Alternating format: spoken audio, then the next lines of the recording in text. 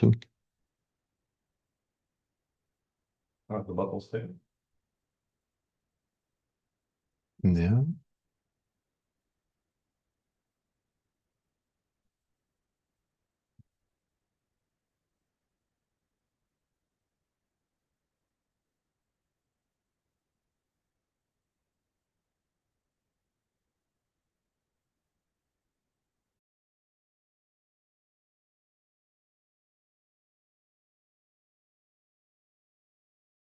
Yeah, I think it's there.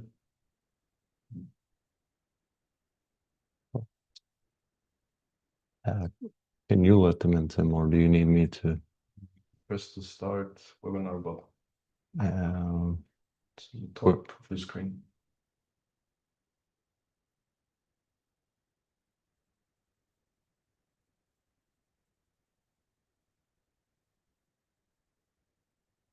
Hello, guys. Hello, everyone.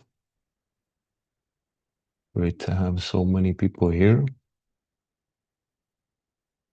You're all having a good Thursday. Maybe you can let us know in the chat. Oh, yeah. Sorry, guys. Yeah, mic was disabled. Okay.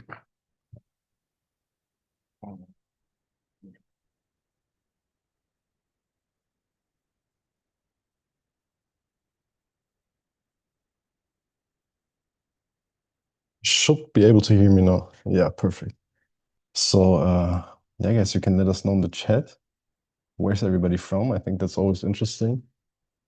Maybe as a side note, only us hosts and panelists can see the chat, but we are reading it actively, also collecting questions. I see only Peruvian flags. Maybe let's give it 5 more minutes. France, Canada, UK.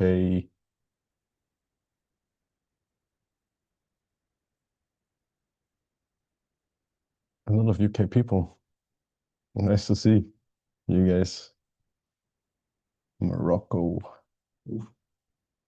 Guatemala. I think I've never read Guatemala in the chat, now that I think about it. Romania, Orlando, Sweden, Italy. Nice. Shena, We Shena. now can see each other, right? The chat? Yeah.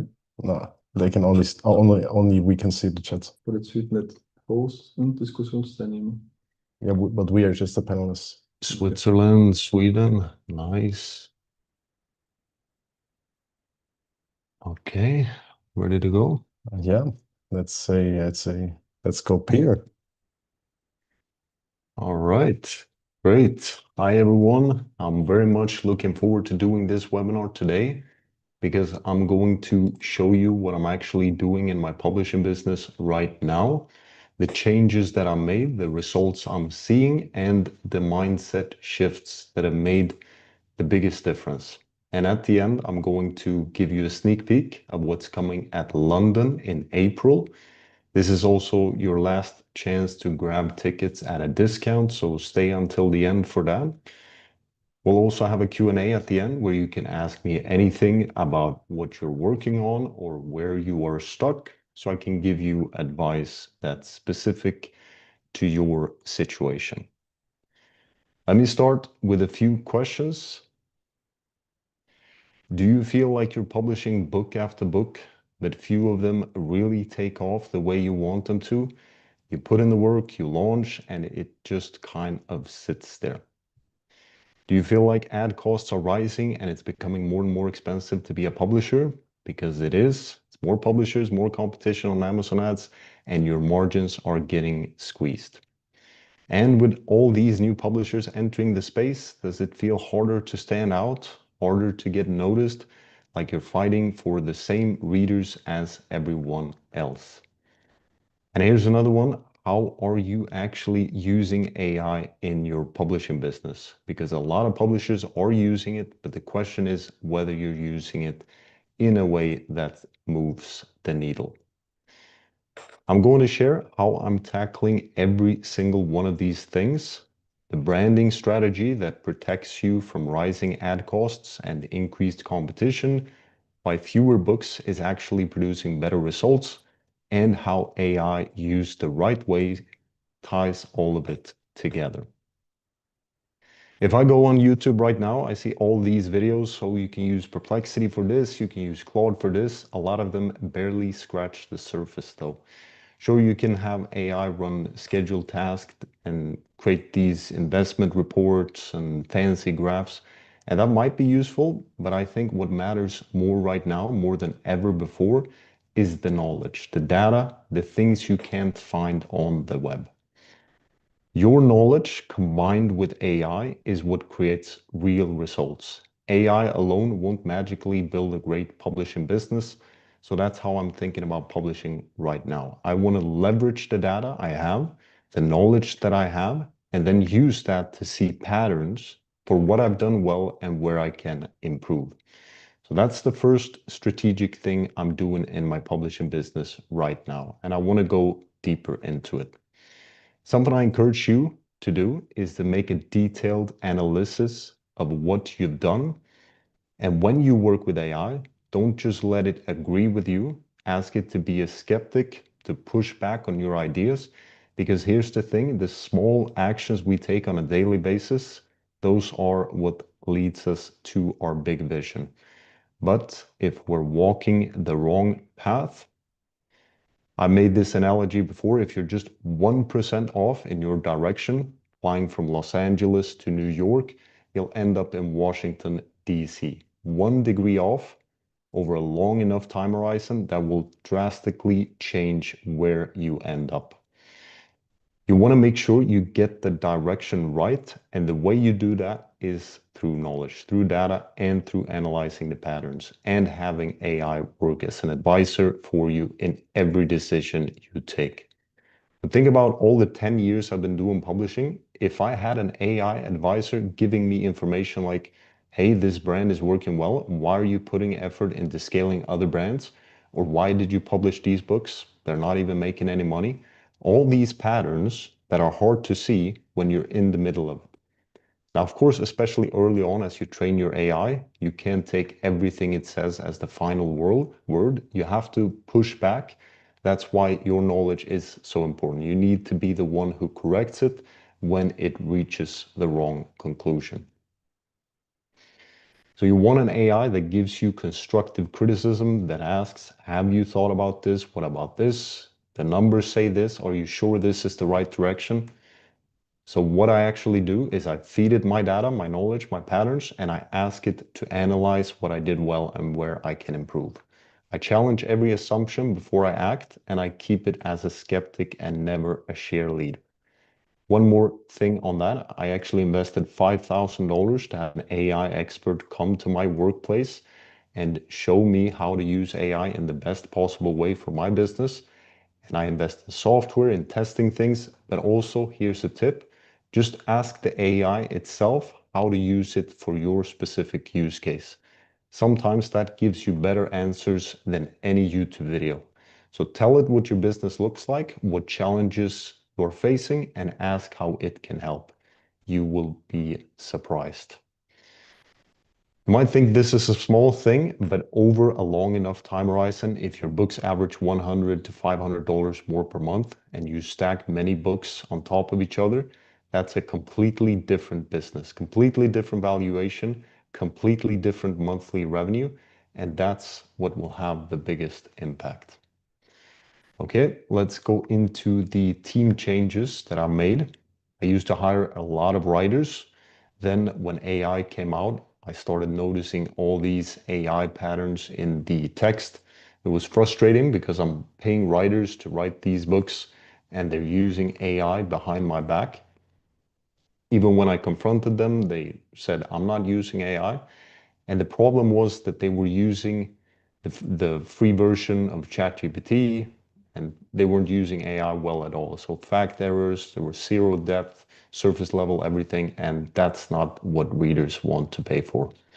So what I did instead, I built AI workflows into the production process. So instead of having freelancers using AI in the worst possible way, they're now using it in the best possible way.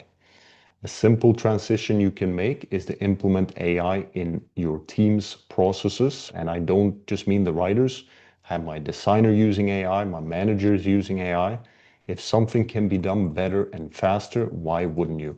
And it's your job as a leader to show your team the way, because them working slower and producing lower quality helps nobody, nobody. And what you'll realize, just like I did, is that instead of having 10 writers, you might just need one or two. If you have an editor, maybe your editor can also now help produce the books because she can judge the quality of the output. Now, it is important to communicate that AI is not a magic fix. Your team still needs to double check everything, make sure the output is correct, make sure the quality is there. But once they see how much they can get done and how much time they can save, they will get it. I still keep an expert in my production process because AI can go surface level, like I mentioned, and miss context.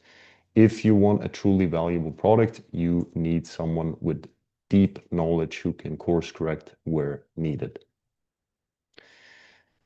The numbers, I cut 70% of my team. The remaining 30% now produce 3 times more. And I want to be clear about what more means here. So we're producing better books, yes, but also better descriptions, better A+ content, better book covers, better marketing materials across the board.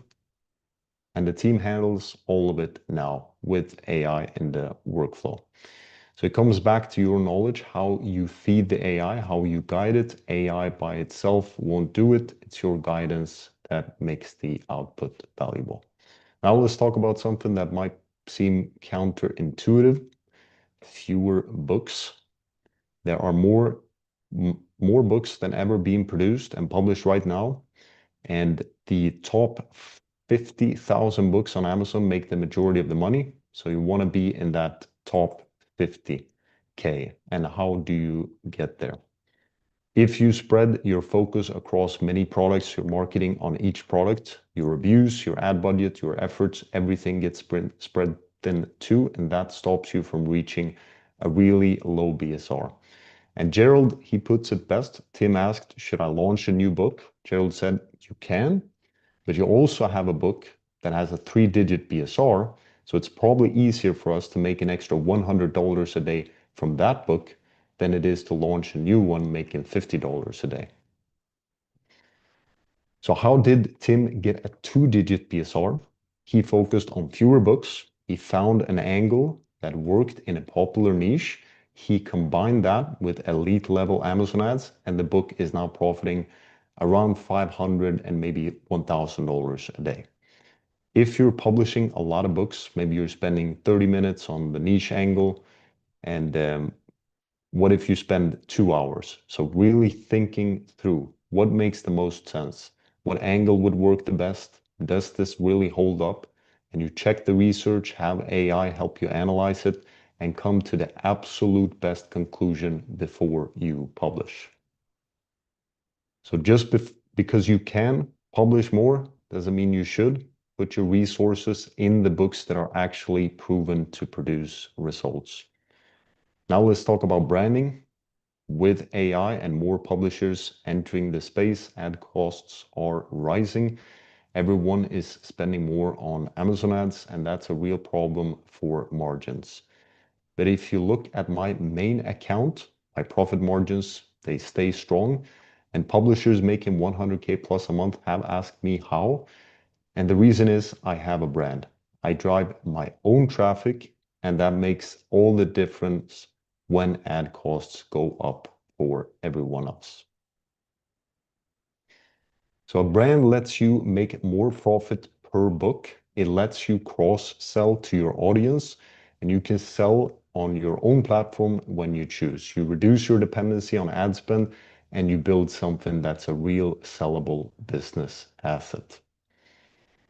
You don't have to go all in on branding from day one. You can start with 50%, do some profitable niches on the side, but keep building the brand in the background. After a few years, you will thank yourself. My brand is now my biggest profit driver, and it did not start out that way. When you think about risk, the more you spend on ads, the more you risk with Amazon because they pay you 60 days later. But a brand reduces that risk. Now let's talk about something I'm looking forward to, and that is TikTok Shop. We have Dave and Valentino with only 3 books making between $5,000 to $10,000 in profit per day. And that proves that you don't need thousands of books to make serious money. Now, this is an asymmetrical bet. You might put in $2,000 and lose it, but you might also 100x that or even 1000x that. And Dave and Valentino are proof of what's possible. If you're just getting started, master KDP first. That's my honest opinion. Once you're making a few $1,000s a month, maybe 10,000, then start exploring additional channels. Now, this is something I feel strongly about, and I want you to really hear this. AI is changing the landscape. There's no question, but with all that change comes a lot of hype, a lot of shiny objects, and a lot of things we could be doing. The question is, what is worth doing? If we're running a publishing business, we have to go back to the absolute fundamentals. What is producing value to the marketplace? It's publishing books. It's publishing great books and marketing those books so they get seen and converted well. The first principle is to create books that people want to buy, then get as many of the right people as possible to see them, and then convert them. And everything you do with AI should serve one of those 3 things. So if AI helps you create better books, that's great. If it helps you write better descriptions, better A+ content, better covers, better titles, that's great. If it helps more people see your books through better ads, email lists, Facebook ads, graphics, great. But building a full automation system for the sake of it when you haven't nailed the basics yet, that's chasing shiny objects. Now, of course, if you can produce high quality and also produce more, that's a win. But usually when you try to do more, it comes at the cost of focus. And focus affects the quality of your marketing too, not just the books. And that's why I'm now a bigger fan of creating a really high quality book and getting as many people of the target audience as possible to see it. One caveat though, if you're really early on, don't put all your resources into one book. You might not know yet what mistakes you're making, so publish 5, 10 books first. You see the patterns, and then you start to see what works and why, and then you can go more deep. So what I'm doing right now, I use AI to create better books, to create better marketing materials, to analyze what is working, because that's what we get paid for. Let's not overcomplicate this, and let's not chase every new thing. Do things with focus, precision, and purpose. That's the takeaway. Bruce Lee said it best. I fear not the man who practiced 10,000 kicks once, but I fear the man who's practiced one kick 10,000 times. So that's the mindset. Master the fundamentals and go deep. Here's how you win in 2026 and beyond. 1, AI as your strategic advisor. Number 2, you have a lean team. 3, fewer but better books. And 4, build your brands. 5, explore new channels. And 6, stick to first principles. And 7, stay sharp. And that last one is critical. All the data, all the knowledge you're building, that trains your AI, shapes your decisions, and compounds over time. Your knowledge is the biggest edge. The publishers who keep investing in what they know and who they surround themselves with, those are the ones who keep winning. I live by this. Like I said, I spend $5,000 bringing an AI expert to me. I test new software constantly. I surround myself with people who are doing this at the highest level, and I ask the AI itself how to use it better for my business. That's how you stay ahead. This industry moves fast. What worked in 2022 can leave you behind in 2026 if you're still running your business the same way. So stay connected, stay learning, and keep your finger on the pulse. But don't just take my word for it. Here are some testimonials from publishers who attended the Las Vegas event.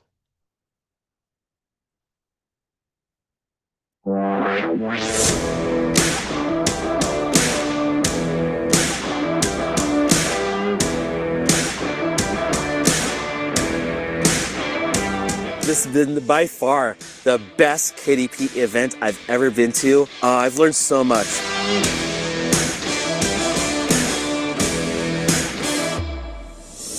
All of the sessions that I'm hearing, most of them are really advanced stuff, and I'm also getting to network from other publishers from across the world. Absolutely mind-blowing.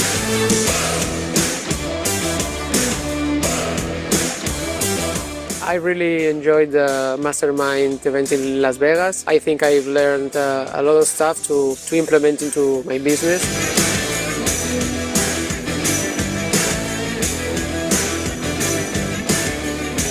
It's a good opportunity to start in the right direction and learn from the expert, and anyone who is experienced. It will be a good opportunity to learn from other successful publishers.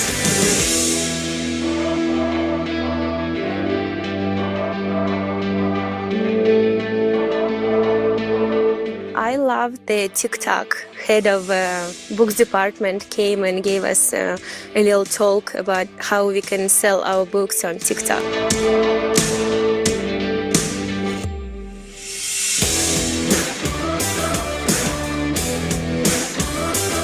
The way you guys are using AI to do customer research is something that I have not done it before. I know how to use AI in general for customer research, but what you guys are doing is the next level. So it makes me feel like I'm going to get a competitive edge.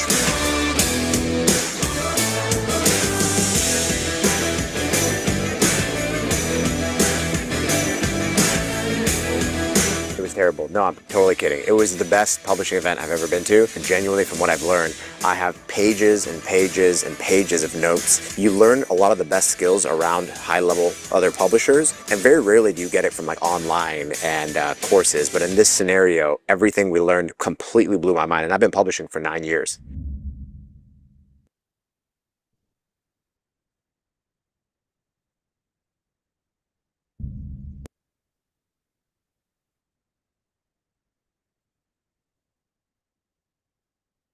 All right, great finish here by Omid. That's what happens when you put yourself in a room with people who are operating at that level. The microphone's muted, I think, yeah. Okay, now I'm back. Great finish there by Omid. And that's what happens when you put yourself in a room with people who are operating at this level. The conversations, the strategies, the connections, you can't get that from a YouTube video. And that's exactly what London is about. We'll have top publishers making 100,000 plus a month, multiple people who have crossed the million mark, TikTok shop publishers making several 100,000 a month, and the keynotes and sessions with behind the scenes strategies from people who are actually doing it. Masterminds and live collaborations where you bring your business, your questions, and get real-time feedback. And the networking, that's where you sharpen your thinking, you get your finger on the pulse and see what is working right now. That will help you make better decisions. It will improve your knowledge base and your framework, whether you're just starting out or you've been publishing for years. It's about making your foundation as strong as it can be. As a speaker lineup, we have Charlie Piper, Gerald sharing ads strategy, Tim Roman, Dave and Valentino on TikTok shop, Andre, Brian, Leon, Barry, Danny, Tom and Jonathan from Nomad Publishing, Irie from Publisher Champ, Edward, Ian, and that's not even mentioning some of the attendees. We'll have many people who I think deserve to be on stage as well. I don't think this is only for advanced publishers. We'll have people who are just starting out too, so it's a great mix of levels and backgrounds. Whether you're doing your first few books or you've been at this for years, you will get something out of it. Let me show you what's available. Standard tickets are $12.97. That gives you full day, 2-day event access, lunch and coffee breaks, networking sessions. And as a bonus, you'll get the Vegas and Barcelona recordings plus medium content course. VIP access is $19.97. That includes everything in standard plus 2 VIP dinners with the speakers, a pre-event cocktail party and front row seating. And if you want the closest access to the people in that room, that's VIP. And if you can't make it to London, we'll have the recordings bundle at $9.97. And you will get the London 2026 recordings, the Las Vegas 2025 recordings, the Barcelona 2025 recordings, over 30 hours of content. But because you're here today, you don't pay those prices. Today, the standard is $9.97, VIP access is $14.97, and recordings are just $8.97. So that's your webinar only discount. Same access, same experience, just a better price for showing up. So this is the last webinar discount. After this, tickets prices will go up.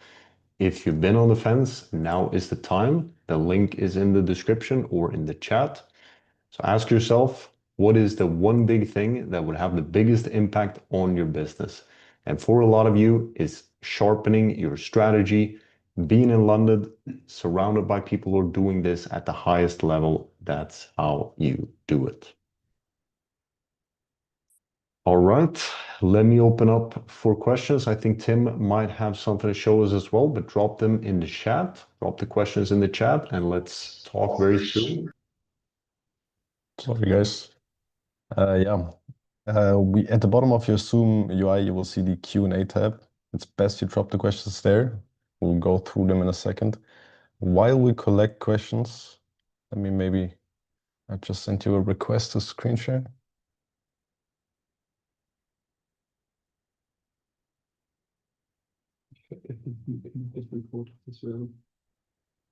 Just showing you the page. Here you can find all the details about the venue, where you will not see exactly where it is. You will see where it is after you decide to join us. But you can also see the after movie from the Barcelona mastermind.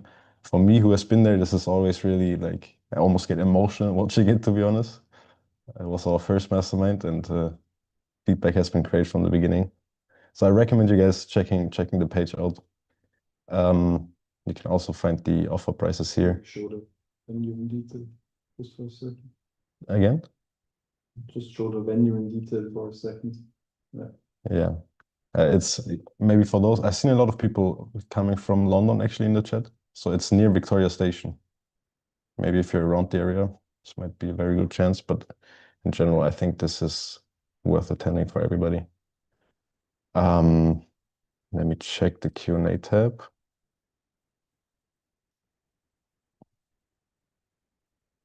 Okay, I see some questions. I think, Andre, do you want to come around? We assemble here. I will leave this on screen for the Q&A section. I'm talking through your microphone. Not through this. Yeah, it's basically I'm speaking through you.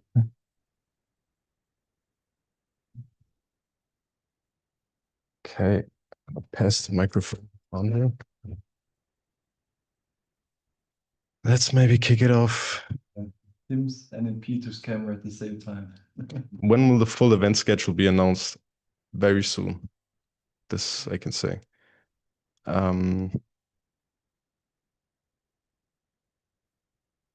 On KDP, do you indicate that your books are AI generated or AI assisted? I can say from my side, I just 100% tell the truth there always. And I recommend you doing that as well. Say the tools you're using. If it's extensively edited, tell that. If it's not extensively edited, I would not lie there. Any other feedback from you guys? No, usually AI, if AI has been used and then heavily edited. What AI tools are you using and training? For me, honestly, it was a wide range of tools. I used Notebook LM before for the collecting all the data. I used Grok for deep researches. I used Gemini for writing. But now with Andre's and Roman's new tool, it's very simplified in one process. So I most of the time only stay inside publish flow. Anything else to add from you guys? You probably as the creator. I think I'm biased, so don't know if I answer the question. From your side, Peter? In terms of AI development, I I'm not sure what my editor uses exactly, but it's, I mean, she's been editing my books for years, so I assume in terms of the writing, it's Gemini and Claude and AIs like that. The next question. Yeah, this is next level. I've been publishing for a bit more than a year now. Published 20 books, not having anything to show for it. Without having any money to spend, I don't know how to continue.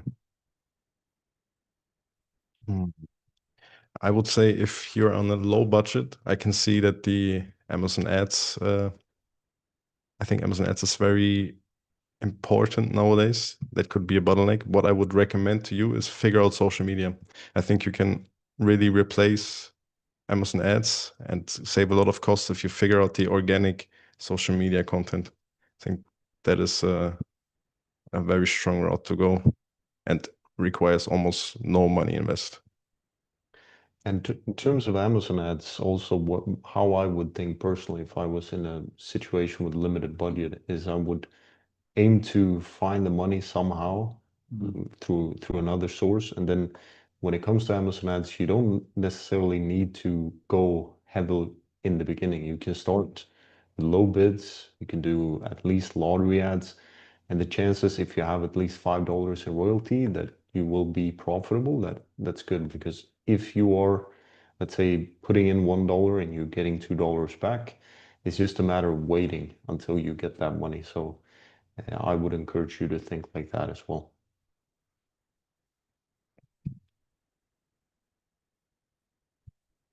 But otherwise, like Tim said, if you have an audience, that solves that problem. I know people who have big audiences and they say they don't like Amazon ads just because they don't want to spend money to get book sales.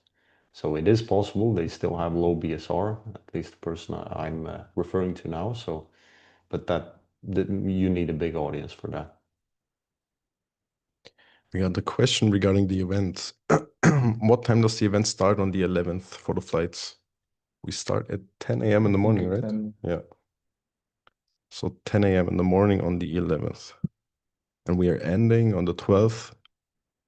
I believe official ending of all the presentations and stuff is at 18 or like 6 p.m., right? Yeah, 6 p.m. and then For the- dinner at Yeah. 8. For the VIP, if you have a VIP ticket, then you have also the VIP dinner, which I think last time it was more or less open end. But yeah. Starts at 8, the dinner, right? I think so. Yeah. Another London question. What is the schedule from the London meetup? I didn't get an answer when you read my question out. Thanks. I said the exact schedule, like all the speeches, etc. We will announce very soon. Otherwise, the event times, I just went through this. How do you get reviews for your books? What's the safest way that's allowed by Amazon? I think one big recommendation there is build out your email list. Also, one safe method is the test reader strategy, finding test readers through Facebook ads, for example.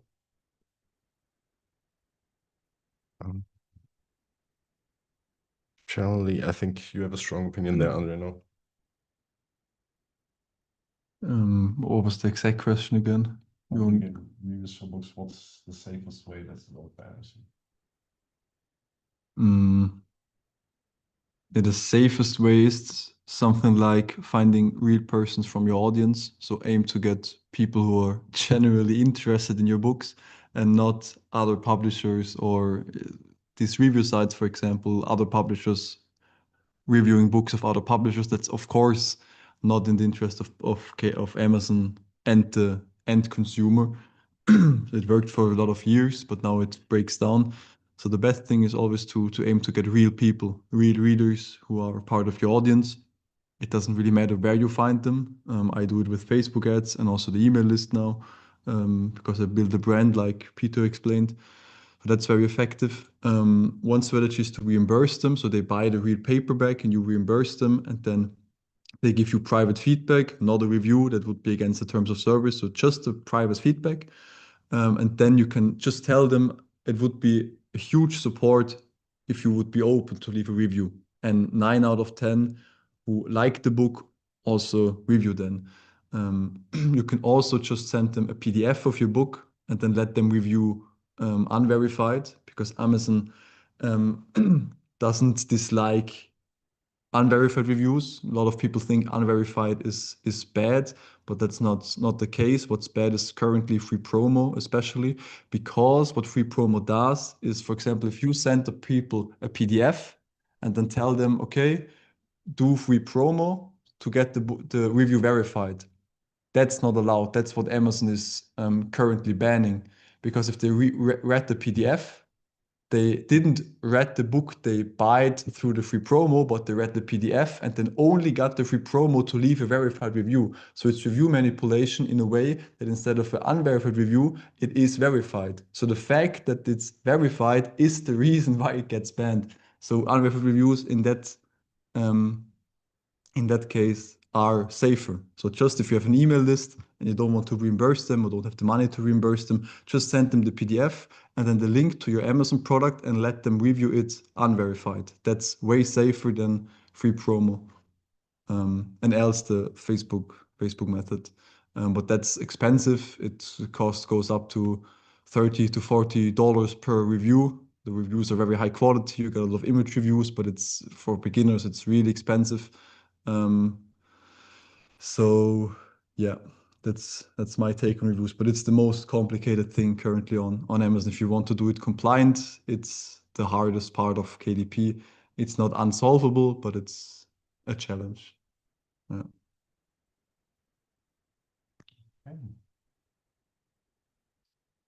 Do you have anything to add, Peter, or we jump to the next question? No, I think Andre answered it well. For me, the go-to is the email list, and building an email list solely through the books. So getting email lists built only through opt-ins inside the book, that is rather slow. So what I've used is Facebook lead ads, Facebook ads directly to a landing page, and then you get the emails that way. Because even if it costs you money in the long run, if you're thinking about a brand and you have a couple of thousand emails on your email list, real readers who will leave real reviews, then you have pretty much solved your review problem. So it depends on if you have a series of books built up, and then that can be an option. Yeah, Peter told me that 1.5 years ago, and it took me maybe 10 months to build the email list to a level where now my review situation is solved for my main brand because of the email list. So I just followed Peter's advice, and then 10 months later it was solved.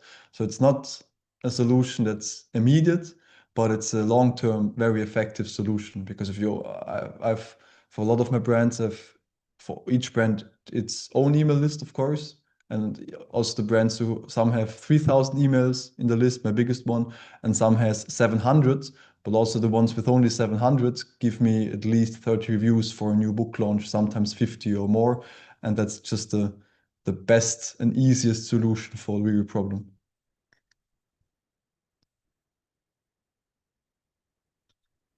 All right. We have another interesting question. Problem, and AI was not really a question, but like a thought I have heard more often. Problem, an AI written book, being not an expert in the theme of the book and creating a pen name as expert feels somehow fake, uneasy with that. I think that's generally something I would not recommend. So do not lie about the expertise of the expert. However, what you can do is actually get an expert in the boat, and then not your pen name is the expert that wrote or approved the book, but you can have an external real expert prove the book.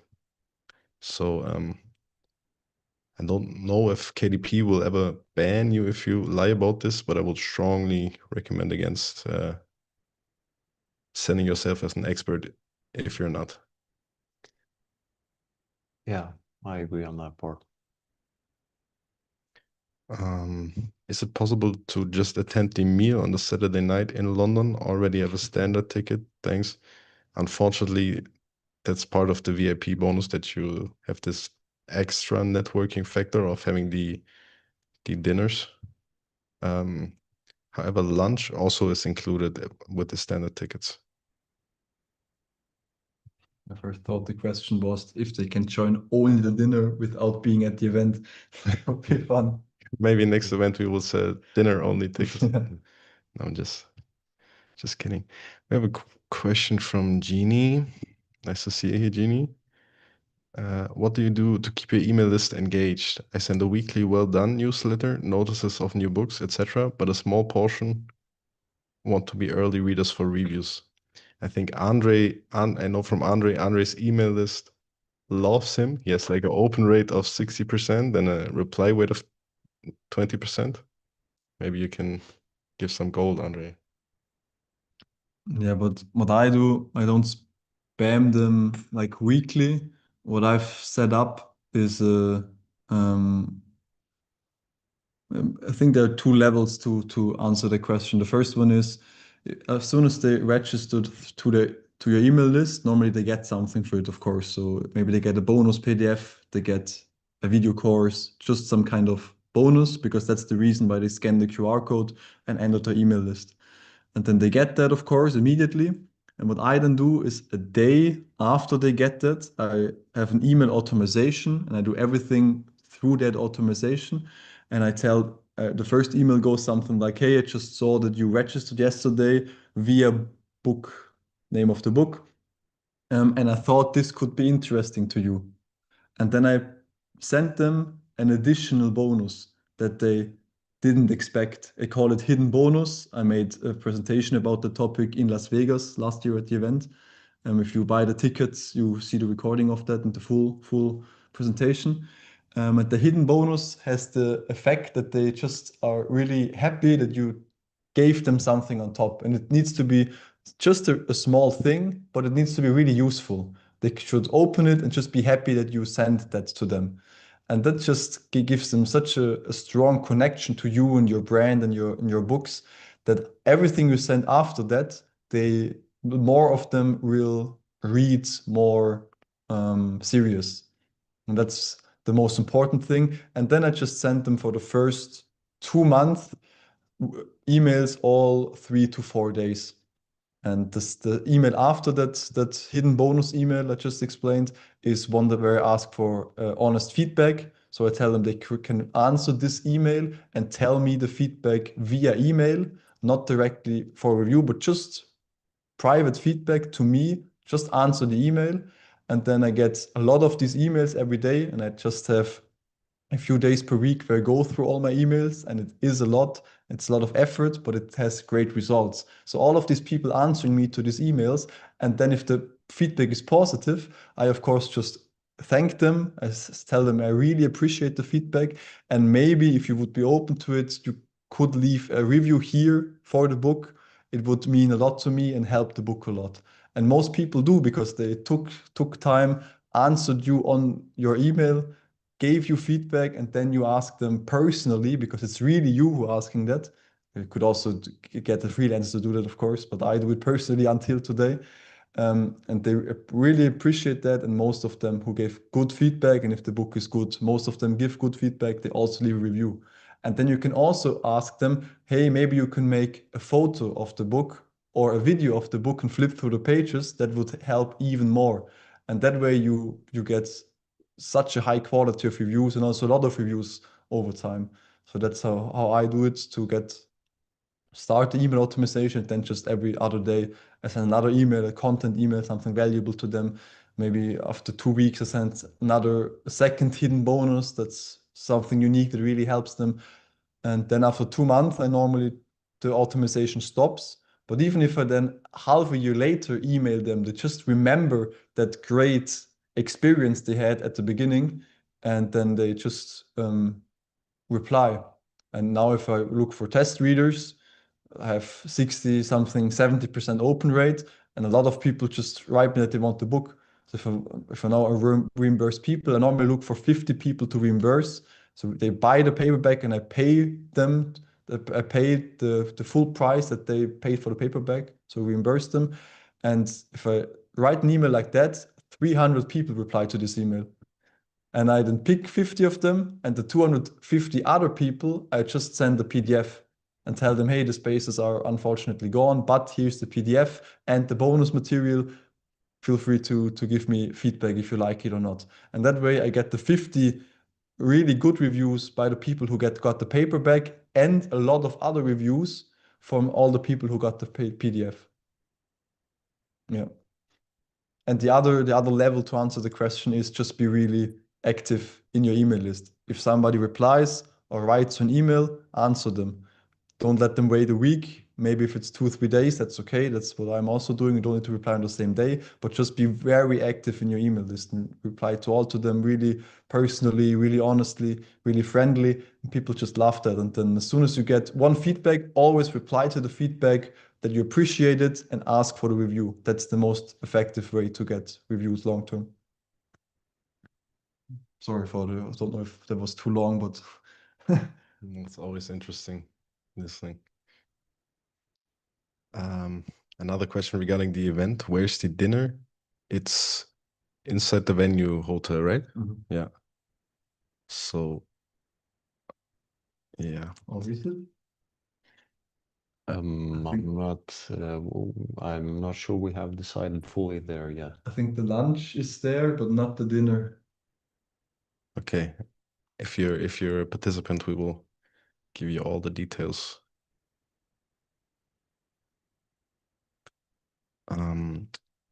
Maybe one question here. What are the best strategies to compete with a new book series with bestsellers with 20K, 7K reviews? Big points. Yeah, I think Andre's. Oh, let's have another monologue, Andre. No. You can compete. You can compete by offering something that the customer wants that nobody else offers. So if the concept is so unique that somebody reads just the title of your book, the title is the thing that has the concept of your book in it, of course, because the title was written based on the book's concept. And if they read your title and it's so special, they think, okay, I want that. And even if they check all the other books after they saw your title, they don't really compare your book with them because you are the only book who has this uniqueness. And that way you can get people to buy because of the concept and not because of the reviews. But that's of course hard to figure out. That's the challenge. And that's why KDP isn't easy, because you need to be creative. You need to find these gaps and these concepts. But if you find these concepts, that's the thing you want to achieve. And I have defined for my niche research of 12 points of attack. And these are gaps or just things, weaknesses in the competitors' books, and based on them, I write them down in an Excel sheet, and then based on them, I collect everything and create a concept that tries to solve as many of these gaps as possible. Then I normally get 2 to 3 concepts per niche. Then I test them with survey tools, and if my concept wins against the other books, concepts, or titles, then I know, okay, at least the concept is better. Now I can try to create a better book with a better cover, and then I'm well suited to compete with them. Of course, it's the likelihood to become the bestseller is really low if they have 20,000 reviews, but you maybe achieve the 3rd place in the niche. And over the long term, when you hit 100 or 200 reviews, your concept is unique. You have a better cover, you already have a lot of sales, and then also after a few months or years, a few hundred reviews, you then could compete with him, even though he has still 10 or 100x times reviews, you could still compete with them then. So that's how you can compete. I know some German publishers, and German publishers are the strongest in the world, in my opinion, when it comes to concept and uniqueness. And I know German publishers who have 10 reviews on the US market and have 4,000 BSR. So if the book is unique, it will sell even if it has low reviews. It's not only about reviews. A lot of people want to sell you that, but it's not only about the reviews. To add to this as well, if we think about Tim's top books. It's that he's had a popular niche, but he's come in with a different angle. So as an example, let's say Share Yoga for Seniors. It's the most red ocean you can find on Amazon.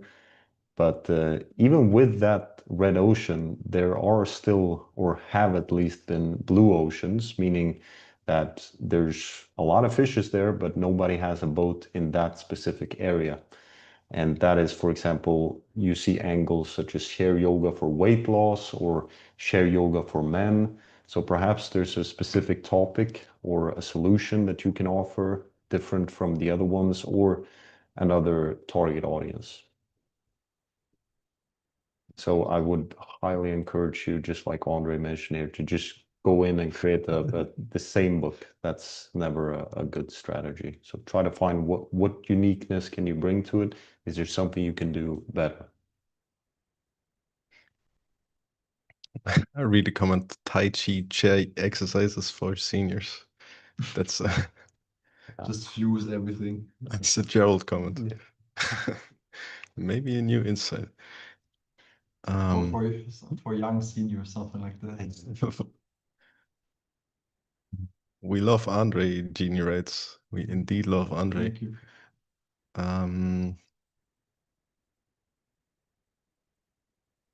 How to create optimized 7 backend keywords and categories that work.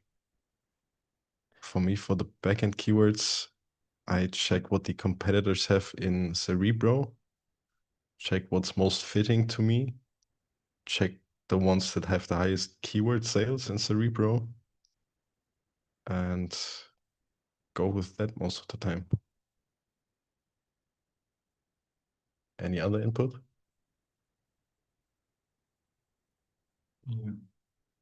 Yeah.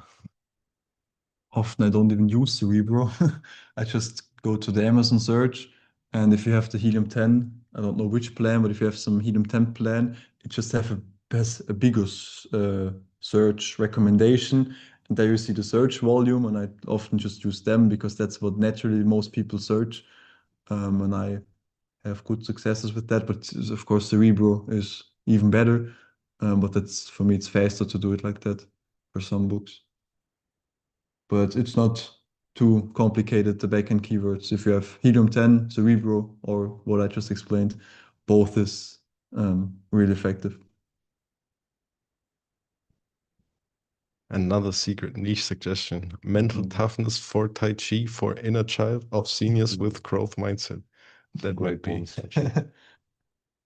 It's very, very niche, very specific. You'll definitely find a blue ocean with that one. Or at least there won't be anyone with a book like that, but yeah. Mental toughness for Tai Chi. Nice to see you here, Sachin. Looking forward to meeting you again in London. Yeah, Sachin has been to all of our events. He's a DP member as well. He went to Barcelona, he went to the US, and he comes from India, so he's really been traveling far. And now he's back in London. So Sachin is doing great with publishing as well. You've, by the way, also seen him in the video we played. Yeah, right? yeah, he was in the video.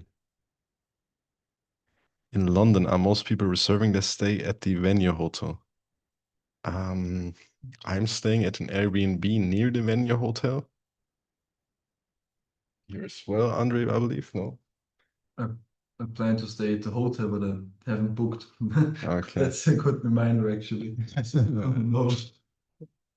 Yeah, in Las Vegas, the hotel got fully booked. But I think maybe this one has spaces.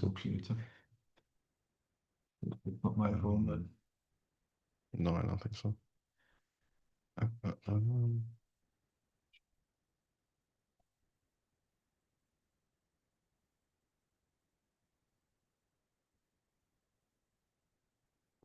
Chair yoga for dogs. That's a nice one. How to compete with the speed dog AI books and ad spend? Don't quite understand. What? How to compete with the speed dog AI books and ad spend? All right, there's a question here. Will you also talk about compliance on Amazon? And yes, we will have Brian. He will talk about avoiding getting your account banned and strategies for what to do if your account is blocked or banned. And even if your account isn't blocked or banned, it's always good to save those strategies so you have them as extra security. And yeah, Sachin is a great case study. We met in Barcelona. I think he was making 20 to 30K a month, and today I believe he's making over 60 to 70K a month and still scaling. So he has seen massive success. I think Sachin has an interesting question. I feel personally connected to that. What's the safe rate of publishing books per month, given volume publishing has got some accounts in trouble? I experienced this in Q4 last year. In the beginning of Q4, I had a lot of books prepared for Q4 and I started publishing them up to 2 per day in the first 10 days of September. And that got my account more or less like shadow banned. Every new upload was getting insta blocked and it was nearly impossible to get them unblocked. But then after a while, KDP came and excused themselves. All books got unblocked eventually. For me, what I do is every 2 days, I allow myself to do one action, even if it's just price raises and stuff. I just don't do more than one action every 2 days. And I think they also now invented like a weekly limit for accounts of books being published. Not sure if this is visible in every account. You have more. I think the official limit is 10 books per week or something.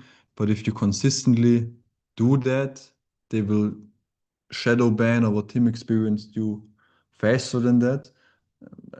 At least if your account isn't too old. I've heard people who have really old accounts still being able to publish more books. But I think the official limit is 10 books per week. But I wouldn't stretch that at all. Maybe it's even shorter now. I don't know if it changed. I heard people talking about that changing all the time. It first was 3 per day, then it I think got reduced to 10 per week. That's the last information I have. And yes, I wouldn't do more than maybe 2 to 3 per weeks, but that's also a lot. But I think if you do 2 per week, it's really safe. You don't need to be concerned. I think 3 per week is also fine. If you do more than 3 per weeks, it should be fine. It's at least allowed, but you never know. That's just what I heard also from people who tested it. The number I got from one who tested it a lot said it's 3 per week. That's definitely safe, based on his experience. Yeah, Rich writes here, limit is 3 books per day. Oh, I think it was that, but I think it's changed to 10 books per week, so that's less than 3 books per day. But it's still technically 3 books per day. So you technically can't do more than 3 books per day. That's true, but it's also a weekly limit added to that. That's I think 10 books per week.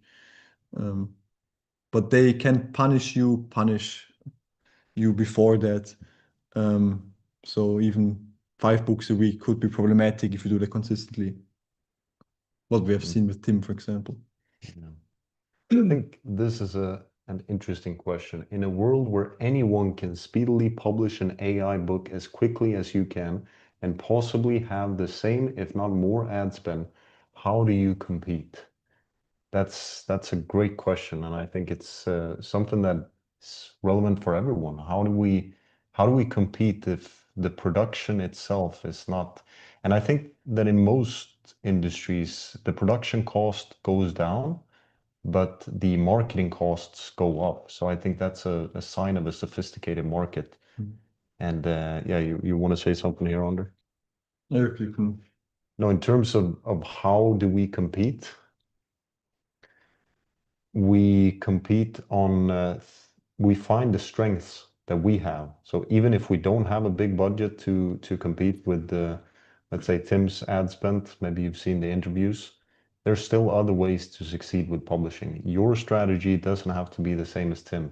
For example, Ian's strategy is different from Tim's. He doesn't use the same ad spend, yet he's still making, I think, 45K, 24K net this month or something like that. Gerald knows best. He's managing the ads.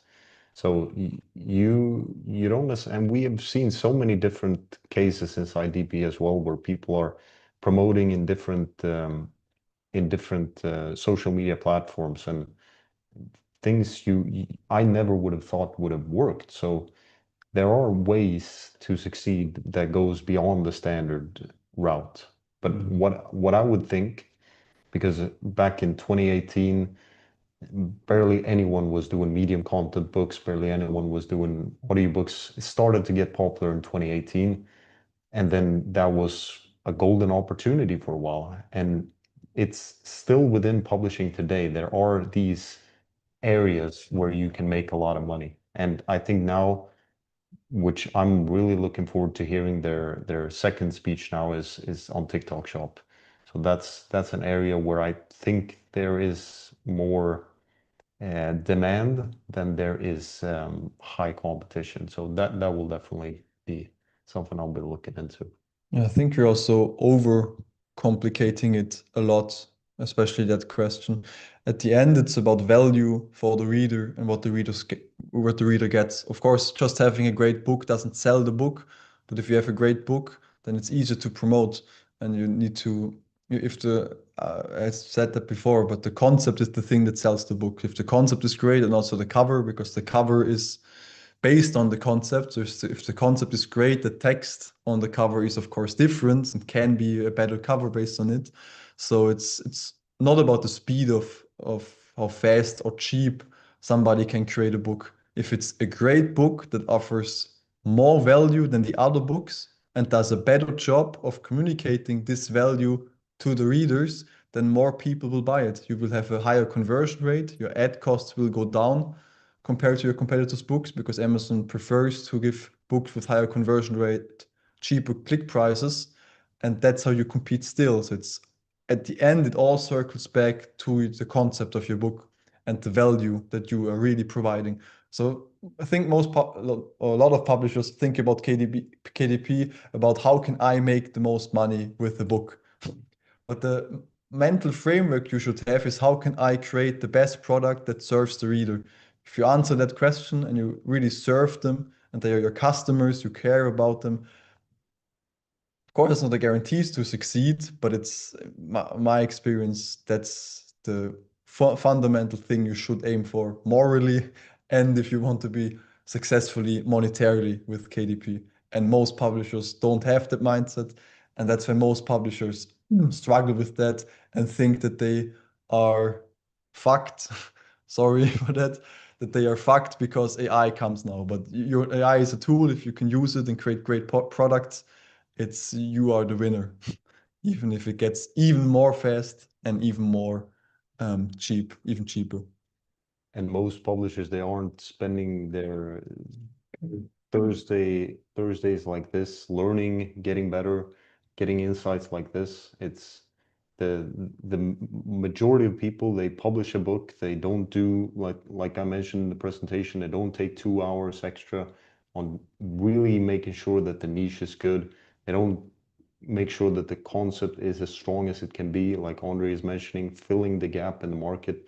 They just, let's say you rush out a book, you're not going to get the best results. But if you really take the time to think, okay, what is it that will bring this unique value or more value and give the readers a reason to buy my book, then there are still opportunities. So I wouldn't fear just because people can produce books fast. Like we've mentioned, you still have a lot of different things in terms of reviews. You still need to get reviews for your books. Still need to, ideally, you want to run Amazon ads, but you still need to get eyeballs to your books somehow. So in publishing books fast just because you can might not be the best approach. I'm seeing another event-related question here. Are there any testimonials of people that went into the event that later had a breakthrough in income? I have one person in mind. I think we also got him on the page. We can also find him in this video. but who I mean is Adam. I think Adam, yeah, there he was. Before he joined us in Barcelona and also DPE, I think he was had a very fresh start, and I know that he is now also at 10 to 20K. I think also net even. Last December was really good for him. Also a DPE member. Very nice guy. Yeah, and also as we mentioned, I think Sachin also is super nice case study. I also see the message from Sachin talking about my journey with DPE and underrated. 1 second. Upside of DPE is that it's making me see the world with great friends. I think I can co-sign this. Before DPE, I was just sitting in Germany. Since the whole DPE stuff, I've visited so many countries, never been to the US, have been to the US now. Barcelona, Sweden, Austria, I'm visiting Andri. Yeah, basically I'm living in Cyprus now with my friends. We're all sitting here together in a room, and all of that came together to DPE. And I I want to add on this, don't underestimate the power of meeting other colleagues like this. I met Gerald Confianza, who's running Tim's ads. You've seen him on the Driven Publisher channel. And we met in 2019, and then we didn't speak for many, many years. And then back in, I think, 2024, we started writing again, and he joined DP. And then because we had that initial encounter, we instantly could take off where we left. So it's a really powerful thing in terms of the connections you make. And let's say you get stuck on something and you have this publishing friend that you can write to, hey, what do I do in this situation? And because you met in real life, you have a different relationship in that regard. So I think that's a powerful thing that really this thing that we're showing on the screen, it doesn't really show, but I think that's one of the things that people really appreciate about the events. 100%. I see the question, do you have an option to participate in London meeting online? I found out about the event too late to get a visa. Will there be another event somewhere in Europe this year? Probably not this year in Europe. By the way, if you're a EU citizen, I think you can, I get Insta accepted for the ETA visa stuff, but I know that my girlfriend, for example, she's Colombian, her visa takes a longer time. So yeah. Will there be an online option? And no, there will be no online option for this event. We have some concerns with the privacy of people there. It's a little bit complicated. Also, there's confidential stuff being discussed. Shouldn't be live streamed necessarily. But you have the chance to get the recordings, basically.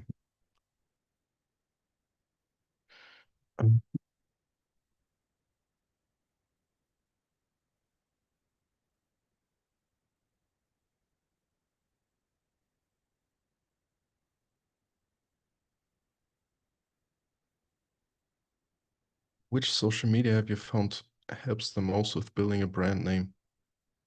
I think Facebook ads super helpful to build out your email list as we described. It's paid social, it's not organic social media, but very helpful in that regard. When it comes to generally brand building or social media marketing, I think TikTok at the moment is the strongest. Like the hashtag book talk, I think it's top 5 hashtags on TikTok. So the whole book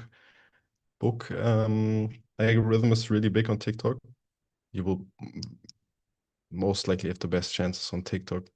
But I also have seen book brands going very strong on Instagram.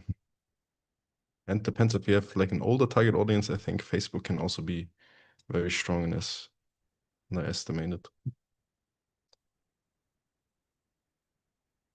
Do you ever use pen names in your email marketing and review requests? Yes.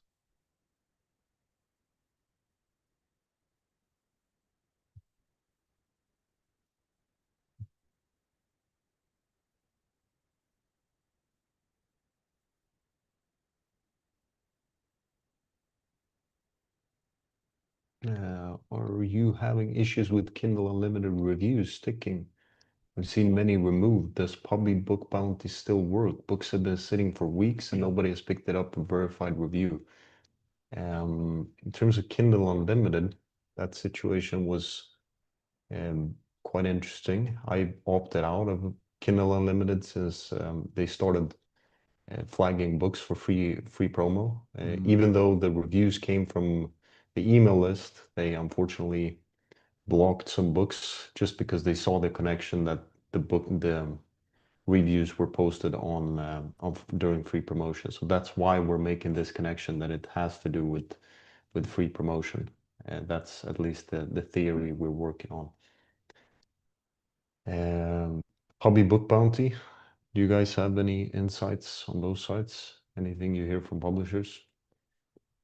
Everybody's scared, basically, is the common feeling. I'm also scared of them, have stopped using them since the ban ways, but I've also barely launched any books.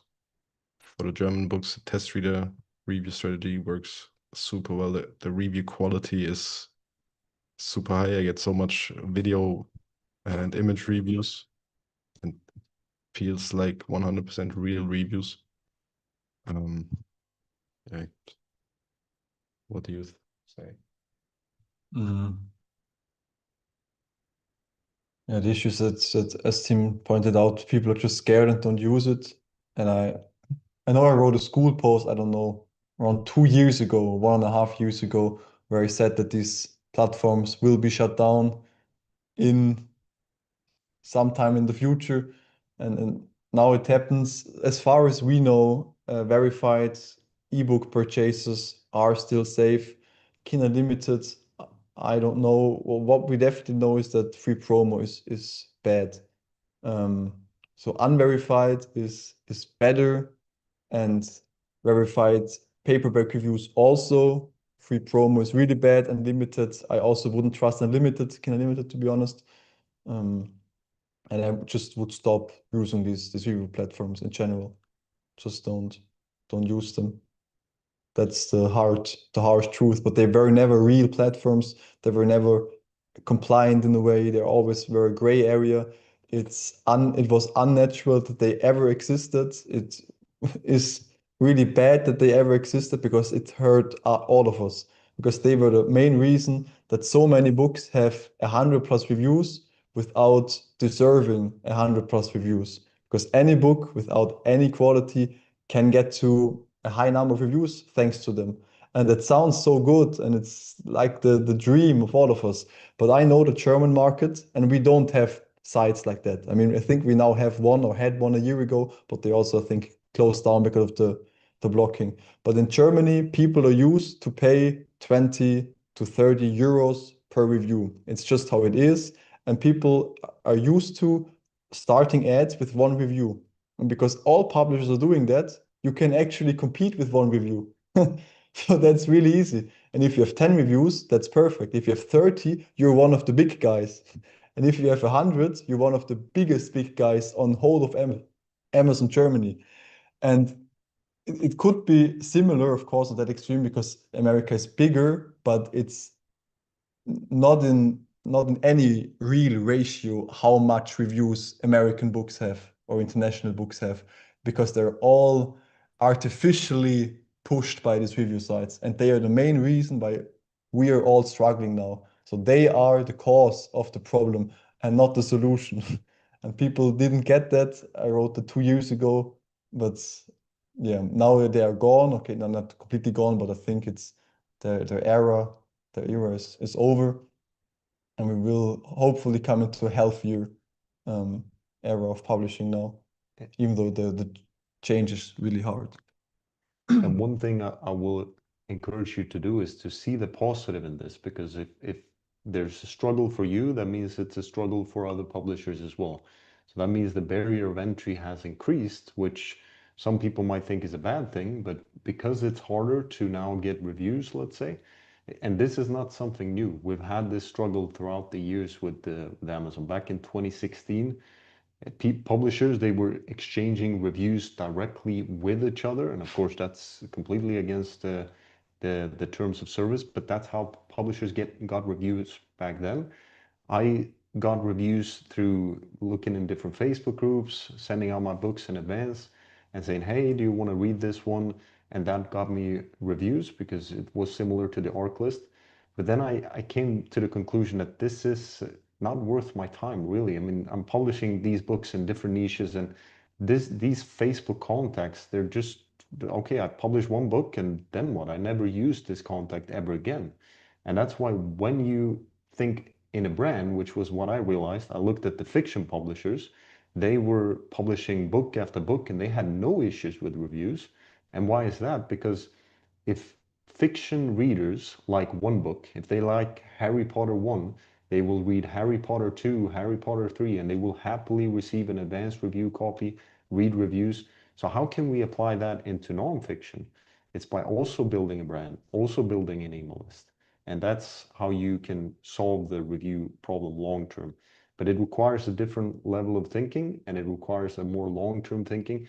But it will make publishing more fun because you're producing books. When you produce books for a brand, you really have to make sure, okay, is this providing value to the readers? And you're making it more quality. You might be changing people's life. You might be doing kids' books. Let's say I remember I had a kids' book that made a huge impact in my life. It was just a simple story, but it really is something I remember today. So think about those kind of things. Bring in passion to your business, and you get more passionate when you are serving real readers with everything you're doing. So like Andre is doing with his brand, he's emailing back and forth. They're really appreciative. And I think your open rate in terms of the reviews and everything is way beyond what I've ever seen. So yeah, think about that with your publishing journey as well. I think it's again important to mention that the London ticket discount is only very limited at the moment. So maybe we can send the link again. We discounted it now again to get the last few tickets sold. So if the tickets are gone, they are gone. So if now enough people would join immediately today, the tickets would also be sold out. We even got a few more VIP ticket spots, but they're also very limited. But so many people wrote us after we closed down VIP that they wanted to join VIP, but haven't decided back then. Now we get very few VIP ticket spots left. If you want to be VIP, be very fast because they could be gone. Maybe they all are already gone. We can't see that now, but like, yeah, most likely they all are already gone. But else, the base tickets are also way cheaper than the standard price. So make sure to get your ticket now and then join us in London. That will be an amazing event again. Okay, other questions? Have you spotted any questions, Tim? Still one TikTok related question here. Do you think paid promo videos on TikTok are useful? I think they can be useful. How the whole TikTok strategy works, or how people approach it who run TikTok shop.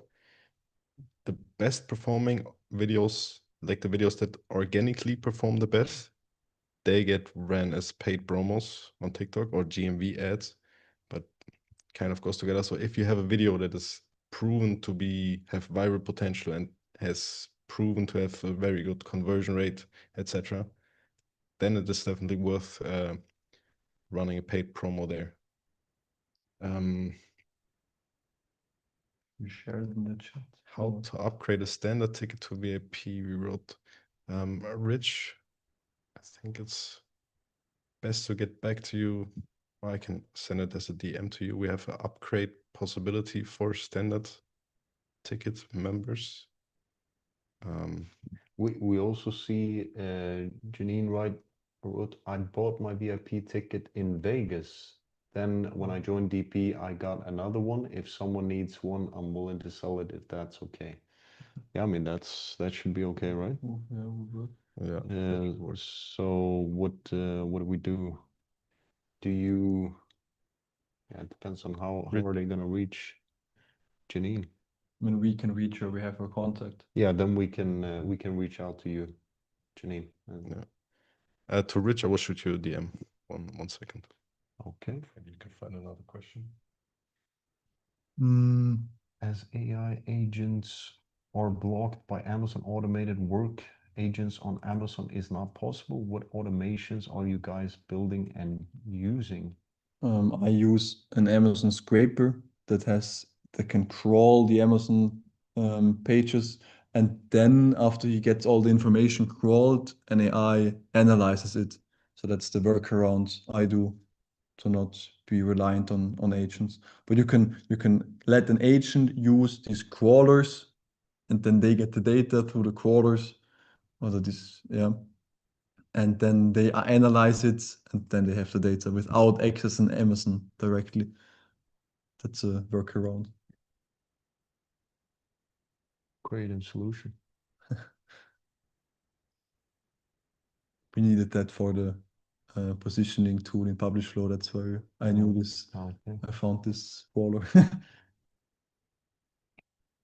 These types of questions that we have all the time as publishers, and just being able to ask each other, okay, how do you solve that? Oh, I solved this way. And nobody will do a YouTube video about that specific question. So that's why real conversations are so important. Yeah.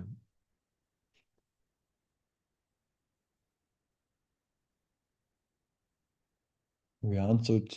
I think we answered all the questions. If you have any other questions, let us know. If we missed your question, feel free to send it again.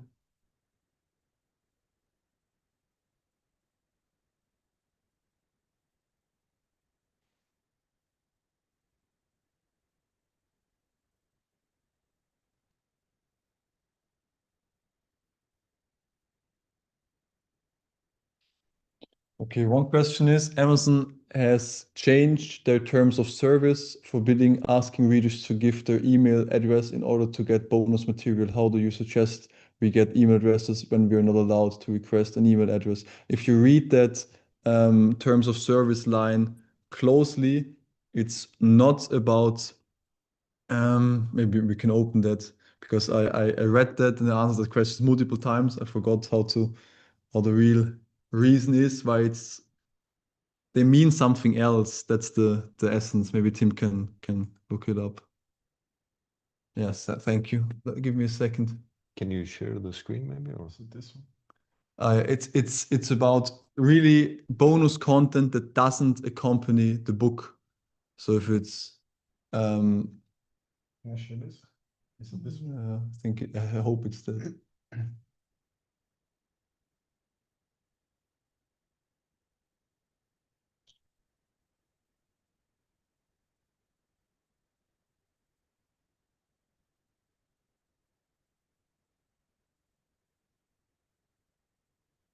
It's not the one where they. Yeah, it's something else. But regarding that one that you just found, it refers to ebooks, first of all. So I guess the one that you were referring to also refers to ebooks. So that's an issue. Amazon charges bonus material in ebooks differently than in paperbacks. That's something to have in mind. So I rarely publish ebooks, but if I publish ebooks, I just don't include the bonuses there, or just include them to be directly downloadable without email addresses. But I think I have 5 ebooks, so I don't do ebooks normally.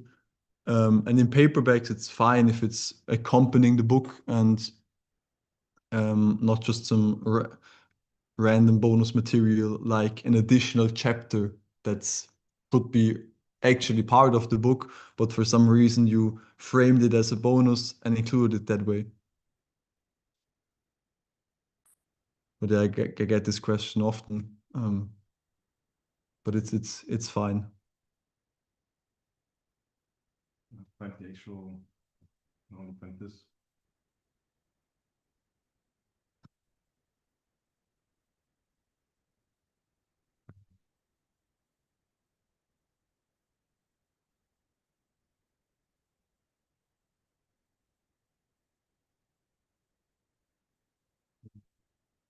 Good. What about video ads?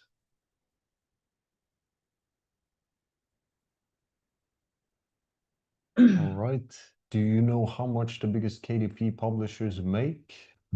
That's a great question. Not everyone, of course, would, I mean, imagine how much Coco Bio is making, or at least was making. I'm not sure how much they're making now, but we have inside DP, we have publishers who've crossed 300,000 in a month. So it's there are high levels when it comes to KDP income, but in terms of TikTok Shop, I'm not sure what they're making there. That's also through KDP, I think, primarily. So TikTok, I mean, Dave and Valentino Yeah, are that's they're making the majority on KDP, KDP. yeah.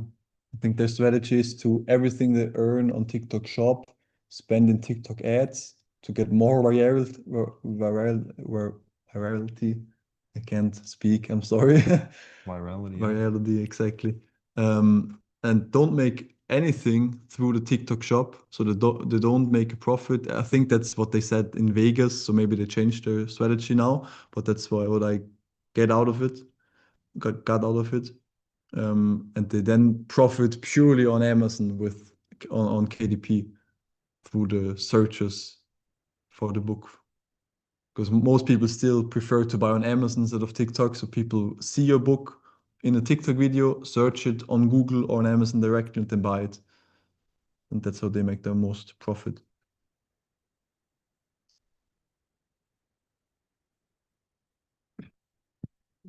Maybe to the how about video ads question.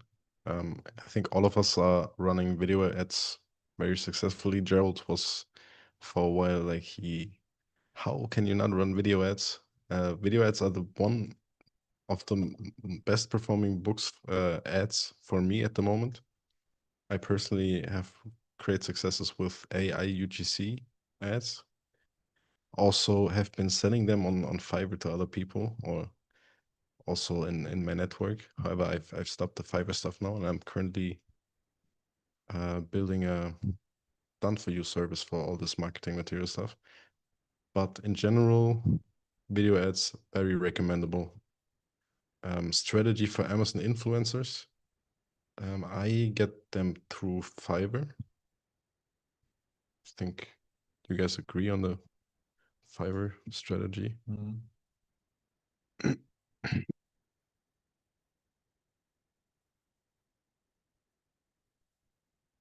Do you want to take Alessio's question here and discuss a bit more on the scraping part? Or could you discuss a bit more about the scraping part with agents? You was talking about the one that I also use. Yeah, I'm not quite sure what the exact name is, but it's through Epify. Epify.com, I believe, is the like store for APIs or for tools, and I think it's called Amazon Scrape or something on Epify. That's the one we use.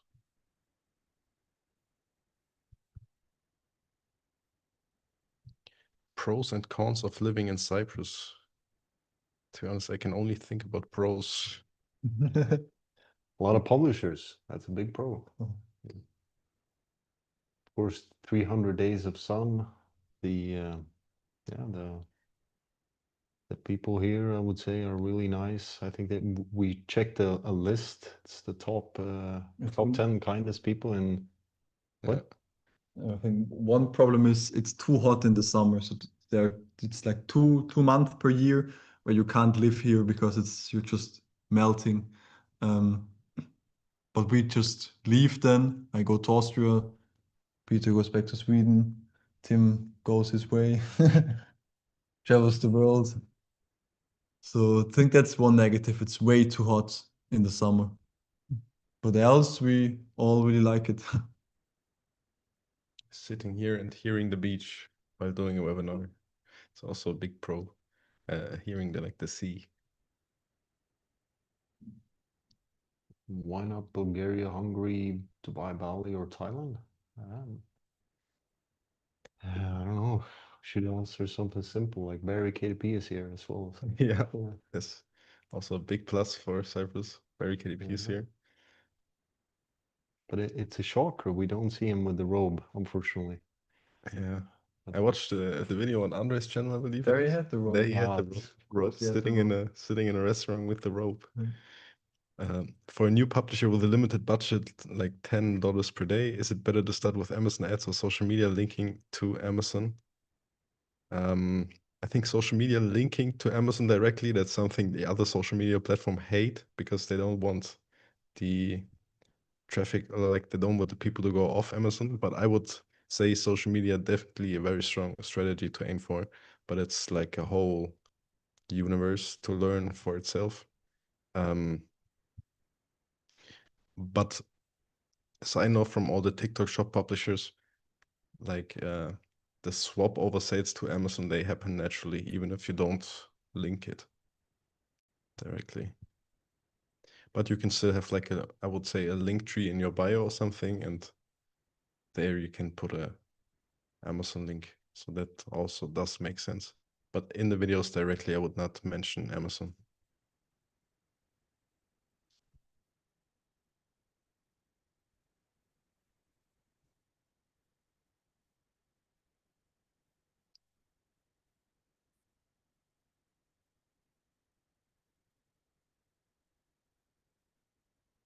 Nice to hear you join us, Rich.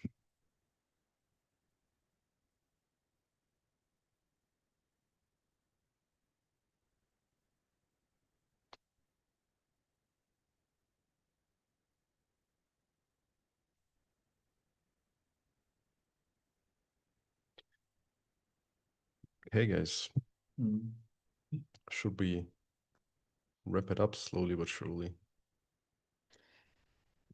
Any What platform do you advise to create TikTok videos?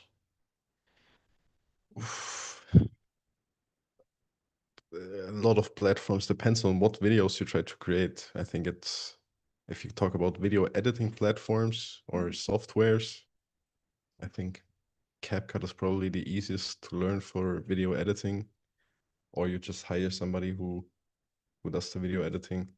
I think for AI UGC stuff, it's heygen.com, make.com, makeugc.com. There's one that I see on Facebook ads all the time, rcats.ai, but it's super expensive, and I think it's a little bit too expensive for what they offer. Does TikTok throttle AI generated videos? I don't think so. I really don't think so. I think they realize what big of a market it is, how many people first don't even realize that some of the stuff is AI content, and especially there are a lot of people just enjoying it. As long as it's entertaining, like they still push it. So from what I've seen, TikTok is not going against AI generated videos. I think you have to check a box that it's AI generated, but that doesn't stop it from performing. All right. Thoughts on Sean Dolbert and his program. So I was invited to review Sean's program in, I believe, 2019. And that was the only time I went through it. I gave it my solid approval. It covers the basis, and I'm sure since then he's got Jacob inside there. He's got Charlie. Charlie will be coming and speaking. Jacob will be at the event as well. And we had Sean's one of Sean's leaders in the Driven Publishers event in Jordan as well. So they are doing a solid job. And yeah, we met Sean. I met Sean in Peru. He is a friendly guy, and he has, I think, he has a solid course in terms of learning everything from niche research to getting the book out. It was such a long time I went through the course, so I wish I could give you more detail. Isn't Sean your competitor? I don't see competitors like that. I don't. I think we're all publishers. We're all doing the same thing. We have one life. Why not do what we can to help each other. And if we help each other, I think we'll get further, because if I help you, you want to help me. If I help Andre, Andre want to help me. If I help Tim, Tim want to help me, and we just get better and better together.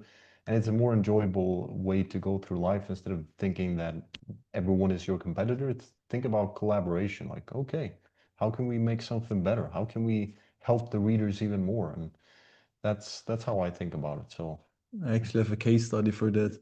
When I entered my main niche, where I'm now the biggest brand, there was one book selling extremely well. And I entered the niche with one book, then the second book, then the third book, the fourth book, and so on. And my books started taking over his books, but his sales didn't drop. It's the same BSR. And my books just had more of the it's not that I stole something from him, just my books grew and his was the same. So he didn't fall at all. So just because I published books in there and am a competitor for him, his book wasn't affected at all. And I even know him. He's also in DPE now. I didn't know him at the time, of course, but I know him like half a year later. We wrote on Facebook the first time. And we reflected on that both, and it was funny that even though we are direct competitors from an outside perspective, both of us don't feel each other competing. So I think the competitor's mindset is not really pragmatic. I think if multiple people publish great books, then it just gives the people more choice, and some people just buy both books, and the cake gets larger instead of you stealing something from other people. So it's better to think like Peter, that we work together and achieve things together. yeah, because if you're driving ads to your book, that means that if he's showing up under your book, that's more traffic. Maybe you're showing up for keywords that are not even related to what his book is advertised. So yeah, so he and I run Facebook ads, for example, and if he spends $100 a day on Facebook ads, some of these people will buy my book because they will just randomly see it on Amazon below his book. So it's beneficial for all of us. Same with the biggest KDP coaches, for example, were publishing.com. And they spent, I think in their biggest month, I guess they spent hundreds of thousands of dollars. And that flooded the market with new KDP publishers. And they, of course, made a lot of money with it. And they were the biggest KDP coaches by far. But all the other KDP coaches, Sean, Barry, also DPE, profited from them bringing more awareness about KDP. And now, since they're gone, it's way harder because less people come. So the KDP coaches have now a harder time, even though their biggest competitor is gone now. So it's not about competition at all. So then people don't get that because it's not intuitive. But the reality shows that competition is just a flaw in our head and not something real.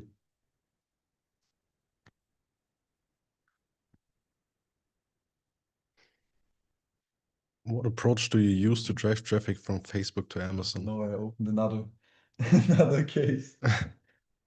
If they buy the London ticket, they get the recording of one of my speeches, and there I presented my Facebook ads method. So I drive ads to my books directly to get sales, to boost my organic ranking. That's a very detailed strategy I've talked about in Barcelona, or yes, I think it was Barcelona. It actually was Las Vegas. Barcelona was the test reuse. Was the real use. Okay, then it was Las Vegas. But it's very effective. In Q4, I had days where I spent 500 euros a day on Facebook, and it was a huge profit drive, and one of the main reasons I made over 120K in 1 month last year in Q4. So Facebook ads are really powerful, but it would be way too elaborate to now also talk about that. But if you have bought the ticket, maybe you can access the recordings, and there have an hour of a talk about that.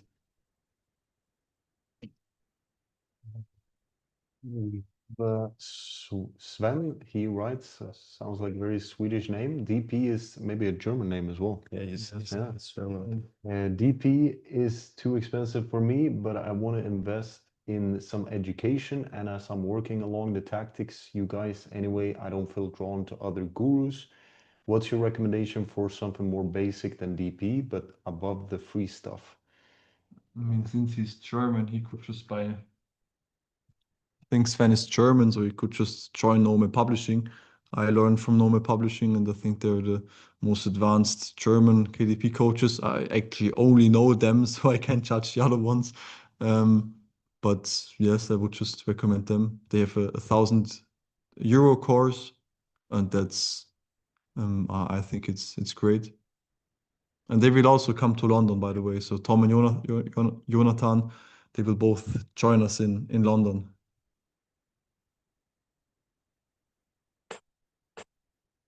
All right, I think you mentioned publishing.com. We got a question, what happened?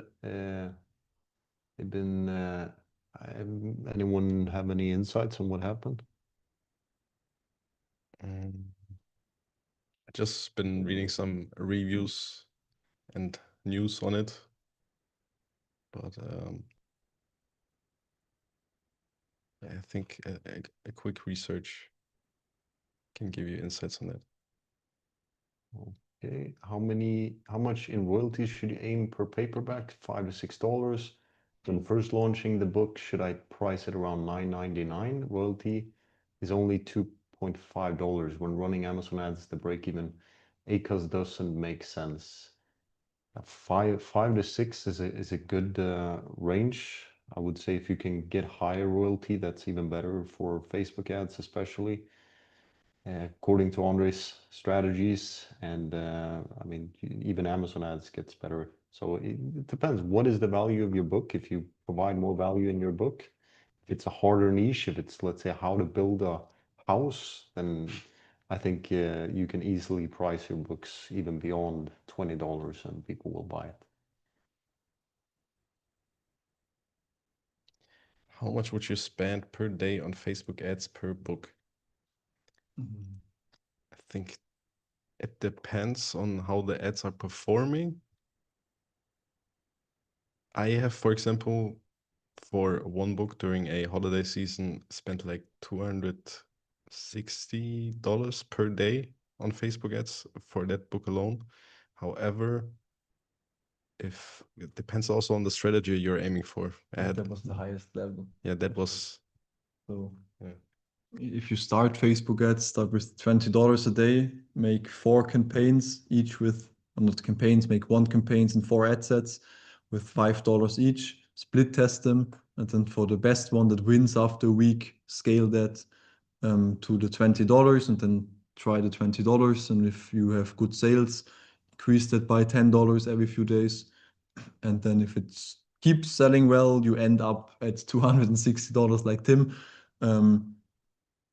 But it also gets inefficient. So we're not certain if spending more than $100 really makes a huge difference. We're guessing that, and that's why we did that really aggressively with Tim's account, but we're not 100% sure because it's always hard to track the Facebook ads. But we know if it's around $50 a day, it has a huge organic ranking push.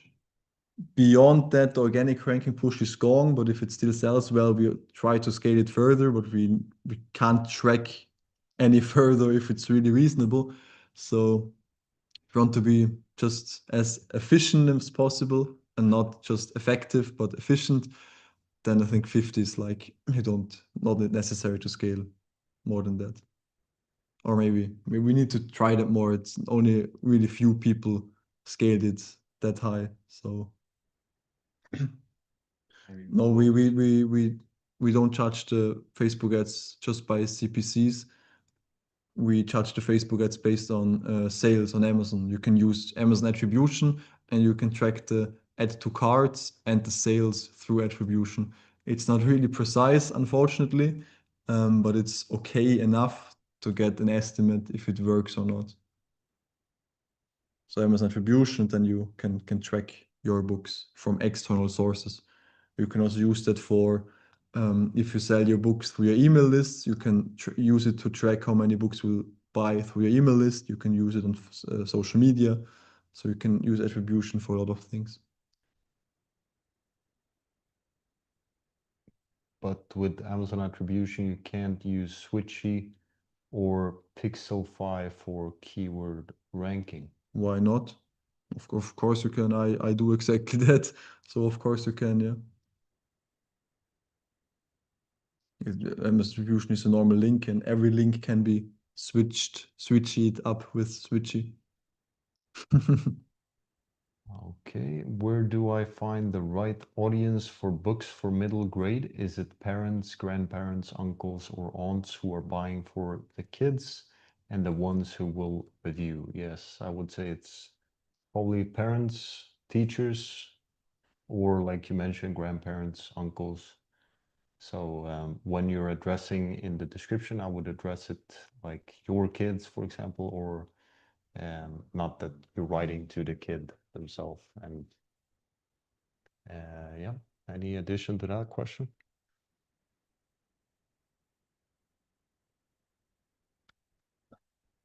All right. Any final questions as we wrap up?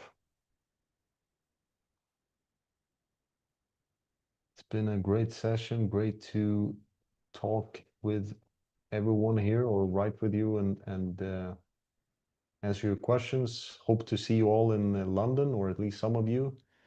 And yeah, take care. Thanks, guys.